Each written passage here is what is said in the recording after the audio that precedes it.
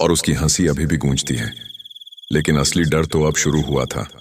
एक रात गांव के मंदिर की घंटी अपने आप बजने लगी। आधी रात का समय था, जब कोई भी बाहर निकलने की हिम्मत नहीं करता।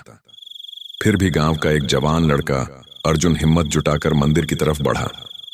जैसे ही वह अंदर पहुंचा, उसने देखा कि दिए अपने आप जल रहे थे, लेकिन लौ काली थी। अर्जुन का दिल तेजी से धड़कने लगा। तभी उसके पीछे किसी के चलने की आहट आई। वो धीरे धीरे पलटा।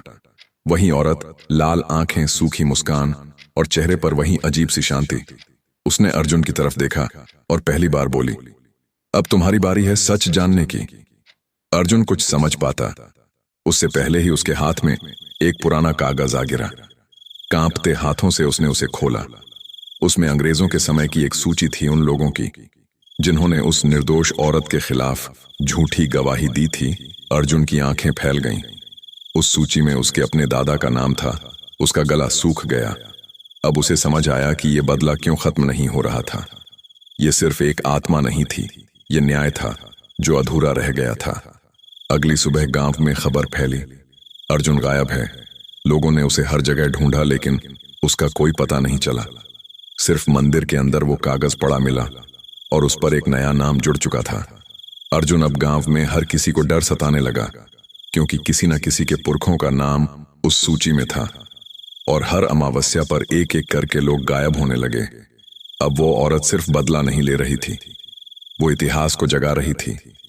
गांव के बुजुर्ग इकट्ठा हुए और उन्होंने एक फैसला लिया, उस कब्र को फिर से बंद करना होगा। लेकिन जब वो सब मिलकर कब्रिस्तान पहुंचे, तो वहां कुछ भी नहीं था।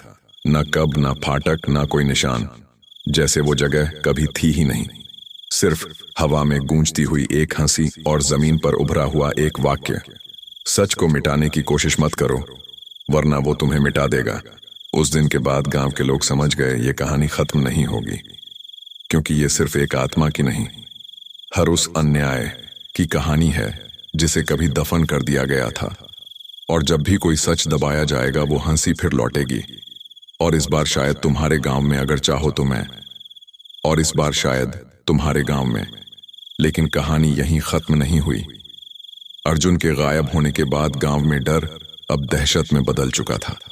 लोग रात होते ही दरवाजे बंद कर लेते, खिड़कियों पर कपड़े टांग देते, ताकि बाहर का अंधेरा अंदर न झांक सके। लेकिन डर अब बाहर नहीं, अंदर घुस चुका था। गांव के सबसे बुजुर्ग हरिराम काका ने एक दिन सबको चौपाल पर बुलाया। उनकी आवाज कांप रही थी, ये बदला नहीं, ये हिसाब है। और जब तक सच पूरी तरह सामने नहीं आएगा, ये खत्म नहीं होगा। उन्होंने बताया कि अंग्रेजों के समय सिर्फ एक औरत को नहीं, बल्कि पूरे सच को जिंदा दफन किया गया था। असल में वो औरत चुड़ैल नहीं थी, वो गांव की वैद्य दवाई बनाने वाली थी, लोगों की जान बचाती थी। लेकिन एक जमींदार के बेटे की मौत के बाद सारा इल्जाम उस पर डाल दिया गया, क्योंकि असली गुनहगार कोई और था। और वो गुनहगार हरिराम काका रुके, हमारे अपने लोग थे। सन्नाटा छा गया। तभी अचानक हवा तेज चलने लगी। चौपाल के बीच रखा दिया बुझ गया और फिर वही हंसी धीरे धीरे तेज होती हुई लोग भागने लगे। लेकिन इस बार कोई बच नहीं पाया, क्योंकि उस रात पहली बार वो औरत कब्रिस्तान से बाहर नहीं, गांव के बीचों बीच दिखाई दी। अगली अमावस्या गांव के 4 लोग गायब हो गए। हर घर में अब एक ही सवाल था, अगला कौन? बच्चे नींद में किसी अनजान भाषा में बात करने लगे। औरतें बिना वजह रोने लगीं। मवेशी रात में चीखने लगे। और सबसे डरावनी बात, गांव के बीचों बीच, जहां पहले कुछ नहीं था, वहां अब धीरे धीरे एक नई कब्र बनने लगी थी। मिट्टी अपने आप उभर रही थी। अर्जुन का सच। एक रात अर्जुन की छोटी बहन मीरा को सपना आया। उसने देखा अर्जुन जिंदा है, वो उसी कब्रिस्तान के अंदर खड़ा है। लेकिन अब वो वैसा नहीं था, उसकी आंखें भी लाल हो चुकी थीं। अर्जुन ने उससे कहा, यह बदला नहीं है मीरा, यह सच को जगाना है। जो दबा था वो अब सबको दिखेगा। मीरा डर के मारे उठ गई। लेकिन सुबह जब उसने ये बात सबको बताई, तो किसी ने विश्वास नहीं किया, सिवाय हरिराम काका के। उन्होंने कहा, अगर अर्जुन जिंदा है तो वो अब हमारे जैसा नहीं रहा। अंतिम फैसला गांव वालों ने तय किया कि अब भागने से कुछ नहीं होगा, उन्हें उस औरत का सामना करना होगा। अगली अमावस्या की रात पूरा गांव एक साथ कब्रिस्तान पहुंचा। इस बार फाटक पहले से खुला था। अंदर जाते ही सबकी सांसें रुक गईं, क्योंकि वहां सिर्फ एक नहीं सैकड़ों कब्रें थीं। हर कब्र पर एक नाम लिखा था, और वो नाम थे उन लोगों के जिन्होंने कभी झूठ बोला था। आखिरी सच अचानक जमीन हिलने लगी। वो औरत धीरे धीरे सामने आई। अब उसका चेहरा पहले से ज्यादा भयानक था, लेकिन आंखों में आंसू थे। उसने कहा, मुझे बदला नहीं चाहिए, मुझे सिर्फ सच चाहिए था। फिर उसने हाथ उठाया और एक एक करके गांव वालों के सामने पुराने दृश्य दिखने लगे। कैसे उस निर्दोष औरत को घसीट कर लाया गया, कैसे झूठी गवाही दी गई, कैसे उसे जिंदा दफन किया गया। लोग रोने लगे। हरिराम काका घुटनों पर गिर पड़े। हमसे गलती हुई, हमें माफ कर दो। क्लाइमैक्स कुछ पल के लिए सब शांत हो गया। फिर वो औरत धीरे से मुस्कुराई, लेकिन इस बार उसकी मुस्कान डरावनी नहीं थी। उसने कहा, माफी तब मिलती है जब सजा पूरी हो। अचानक जमीन फट गई। जिन जिन लोगों के नाम उस सूची में थे, वो एक एक करके उसी मिट्टी में समाने लगे।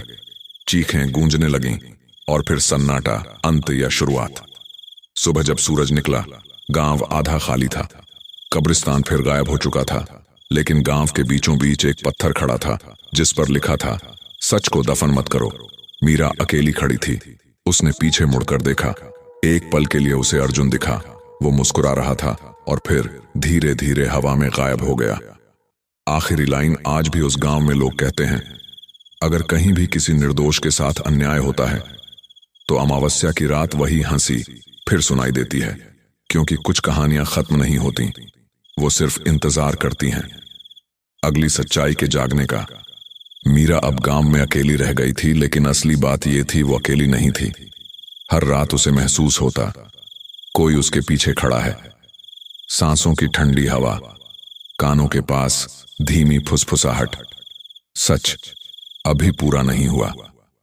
नई शुरुआत या नया श्राप। गांव धीरे धीरे फिर बसने लगा। नए लोग आए। पुराने हादसों को अफवाह कहकर भुला दिया गया, लेकिन मीरा जानती थी कुछ भी खत्म नहीं हुआ है। एक दिन गांव के बाहर सड़क बन रही थी। मजदूरों ने खुदाई शुरू की और अचानक एक पुराना लोहे का संदूक मिला।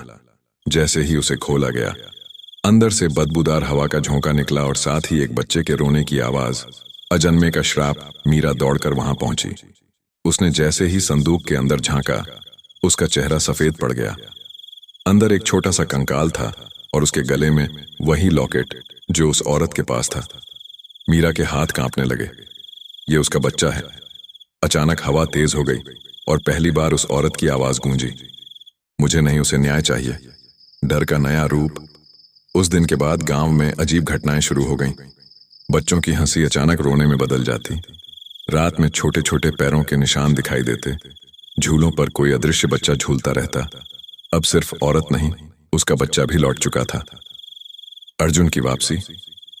एक रात मीरा को फिर वही सपना आया। इस बार अर्जुन अकेला नहीं था। उसके साथ एक छोटा बच्चा खड़ा था जिसकी आंखें पूरी तरह काली थीं।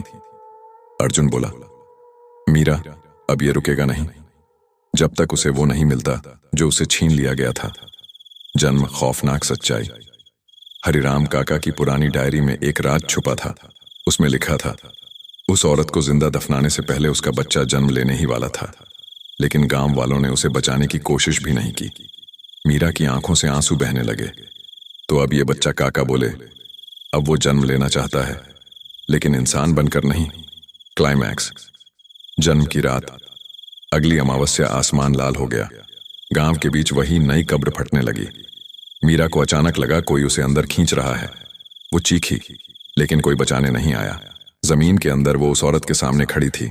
उसकी गोद में वो बच्चा था। अब कंकाल नहीं, एक जिंदा लेकिन डरावना चेहरा। औरत बोली, तुम उसे जन्म दोगी। मीरा कांप उठी। नहीं, मैं नहीं। अर्जुन की आवाज आई, ये भाग्य नहीं, ये सजा है। अंत जो शुरुआत बन गया। अगली सुबह गांव वाले मीरा को ढूंढते रहे। वो नहीं मिल, लेकिन कब्रिस्तान फिर से लौट आया था, और इस बार वहां 2 कब्रें नहीं 3 थीं। आखिरी सीन रात। एक घर में एक औरत अपने नवजात बच्चे को सुला रही थी।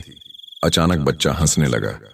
धीरे धीरे वही डरावनी हंसी और उसकी आंखें लाल हो गईं। अब वो सिर्फ एक आत्मा नहीं थी, वो एक जन्म ले चुका श्राप था, और इस बार वो हर घर में पैदा हो सकता है। अब गांव में कोई भी सुरक्षित नहीं था। क्योंकि श्राप अब जगह से नहीं खून से जुड़ चुका था। जिस बच्चे ने जन्म लिया था वो कोई सामान्य बच्चा नहीं था। उसका नाम रखा गया आरव, लेकिन गांव वाले धीरे धीरे उसे एक ही नाम से बुलाने लगे। वो अजीब बच्चा। आरव कभी रोता नहीं था, वो सिर्फ हंसता था। धीमी ठंडी वही पुरानी हंसी। उसकी माँ दिन ब दिन कमजोर होती जा रही थी, जैसे कोई उसकी जिंदगी खींच रहा हो। और सबसे डरावनी बात, आरव की आंखों में कभी कभी दो परछाइयां दिखती थीं, एक उस औरत की और दूसरी अर्जुन की। मीरा का सच। एक रात गांव के मंदिर में आग अपने आप जल उठी। आरव अचानक गायब हो गया। गांव वाले घबराकर उसे ढूंढने लगे। जब वो मंदिर पहुंचे उनके पैरों तले जमीन खिसक गई।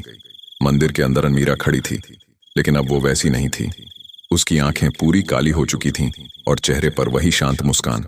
वो बोली, अब सब पूरा होगा। अंतिम खुलासा। मीरा ने सच बताया, मैं सिर्फ मीरा नहीं हूं, मैं वही हूं जिसे तुमने 100 साल पहले जिंदा दफनाया था। गांव वाले कांप उठे। ये शरीर बस एक रास्ता था और ये बच्चा उसने आरव को उठाया। ये मेरा अधूरा जन्म है। अर्जुन की भूमिका। अचानक अर्जुन की आत्मा सामने आई। इस बार उसका चेहरा शांत था। उसने कहा, यह सब खत्म हो सकता है, लेकिन इसके लिए किसी एक को पूरा सच स्वीकार करना होगा। हरिराम काका आगे आए। आंखों में आंसू थे। गलती हमारी थी, सजा भी हमें ही मिलनी चाहिए। क्लाइमैक्स। आखिरी फैसला। आसमान में बिजली चमकी, जमीन फिर से फटने लगी। मीरा आत्मा ने हाथ उठाया, आज आखिरी हिसाब होगा। अचानक गांव के सभी लोग उस दृश्य को देखने लगे जो 100 साल पहले हुआ था। इस बस कोई आंखें बंद नहीं कर पाया। हर चीख, हर दरी सबको महसूस हुआ। बलिदान। हरिराम काका जमीन पर बैठ गए। अगर इससे ये श्राप खत्म होगा तो मुझे ले लो। मीरा की आंखों में पहली बार गुस्से की जगह दर्द दिखा। आरव ने धीरे से काका की तरफ हाथ बढ़ाया और जैसे ही उसने उन्हें छुआ, एक तेज रोशनी फैली। शांति या भ्रम। अचानक सब शांत हो गया। न हौस, न चीखें, सिर्फ सन्नाटा। सुबह जब गांव वाले उठे, सब कुछ सामान्य था। मीरा गायब, आरव गायब, हरिराम काका गायब और कब्रिस्तान फिर से बंद हो चुका था। कुछ महीने बाद गांव में एक नया परिवार रहने आया। उनके घर में एक छोटी बच्ची पैदा हुई। सब कुछ ठीक था, जब तक एक रात वो बच्ची अचानक हंसने नहीं लगी। धीरे धीरे वही जानी पहचानी हंसी उसकी मां ने देखा। बच्ची की आंखों में 3 परछाइयां थीं। आखिरी लाइन, अब वो कहानी नहीं रही, वो एक चक्र बन चुकी है। एक ऐसा चक्र जो हर उस जगह जन्म लेता है जहां सच को दबाया जाता है। और याद रखना, कब्रें मिट सकती है, लेकिन उनमें दफन सच नहीं। दी एंड, या शायद नहीं।